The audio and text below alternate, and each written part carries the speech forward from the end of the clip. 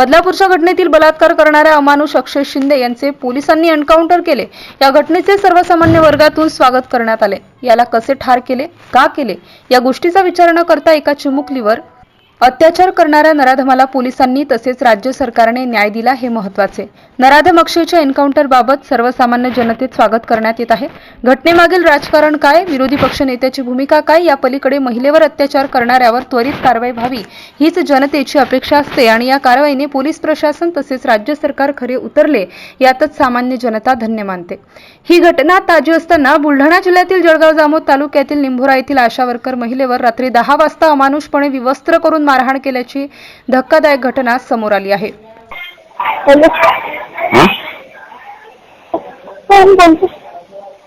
पाहिजे? तुमचा फोन आला होता नंबर?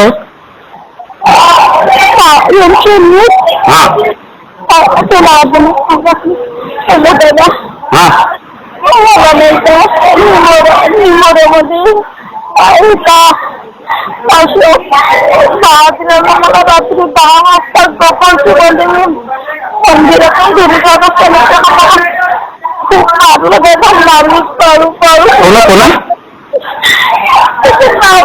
अशोक रामदास भाकरे कोणतं गाव? कपडा सुद्धा ठेवल्याने मला रेफर केलेला गाड्या आल्या होत्या 112च्या। कुठे केलं रेफर? मला इथं आपण जळगावमध्ये ठेवलं, गाड्या आल्या होत्या पोलीस स्टेशनच्या तिथून माझी तब्येत अशी झाली की मला आता इथं पाठवलं रात्री। सध्या कुठे तुम्ही? खामगावमध्ये खामगाव सरकारी हॉस्पिटल? सरकारी हॉस्पिटलमध्ये। बरं, निंभोरा कोणतं? निंभोरा आपलं खेडा रोडचं? काय नाव तुमचं? माझं नंदा भगवान सोनवणे।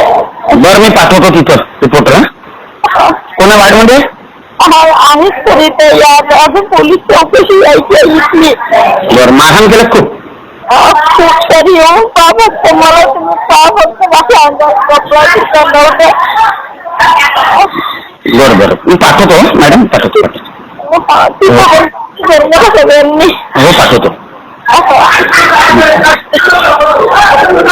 एवढी गंभीर घटना असताना सुद्धा जळगाव जामोद पोलीस स्टेशनचे ठाणेदार श्रीकांत निचळ यांनी कोणतेच गांभीर्य न दाखविता या घटनेकडे दुर्लक्ष करून आतापर्यंत गुन्हा दाखल केलेला नाही। तसेच स्थानिक पत्रकार याबाबत त्यांना माहिती मागील घडताना ते फोन कॉल सुद्धा रिसीव्ह करत नाही। त्यामुळे खरंच मुख्यमंत्री एकनाथराव शिंदे यांची लाडकी बहीण ही ग्रामीण भागात सुरक्षित आहे का यावर प्रश्नचिन्ह निर्माण होत आहे।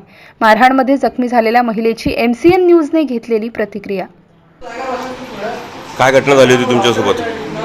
सर, मी महादेवाच्या मंदिरापासून घरी जात होती।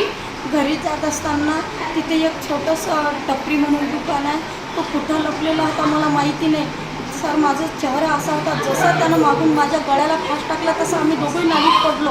पाऊस खूप चालू होता, रस्त्यात कुत्रही नव्हतं। 9:30 वाजताची घटना आहे ही।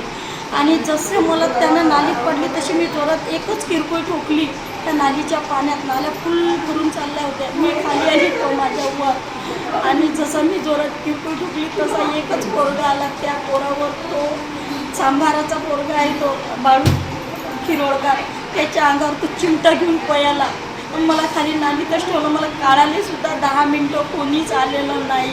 10 मिनिटाच्या नंतर मला बाहेर काढलं तरीही तो 5 मिनिटं माझ्या अंगावर येऊन तरी गावातलं कुत्रंही धावून आलं नाही। तरी तो 15 मिनिटं माझ्या अंगावर पडला डबल वर काढल्यावरही। हिला जर कोणी वाचवायला आलं म्हणून गावातलं कुत्रंही वाचवायला आलं नाही। काय नाव आहे त्याचं? त्याचं नाव अशोक रामदास भाद्रे। त्याच्या आईचं ना, त्याची आई बरं कमीत कमी त्याची आई तिकडून आली, पार्वताबाई रामदास भाद्रे। पार्वताबाई रामदास भाद्रे केली 6 लोकांनी। काय नाव आहे त्यांचे? हा माझा गच्ची घेऊन पकडणारा अशोक रामदास भाद्रे, त्याची आई पार्वता रामदास भाद्रे आणि त्याची बायको अर्चना अशोक भाद्रे आणि ममता सुनील भाद्रे आणि सुनील रामदास भाद्रे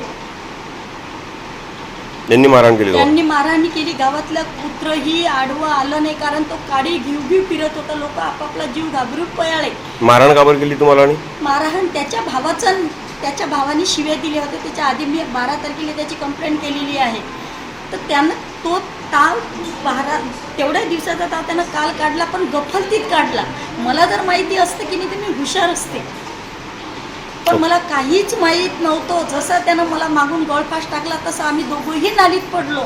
माझी पोत, कानातले सगळं माझं काहीच ठेवलं नाही त्यानं अंगावर. फक्त एक साखळी सापडली सोन्याची आहे.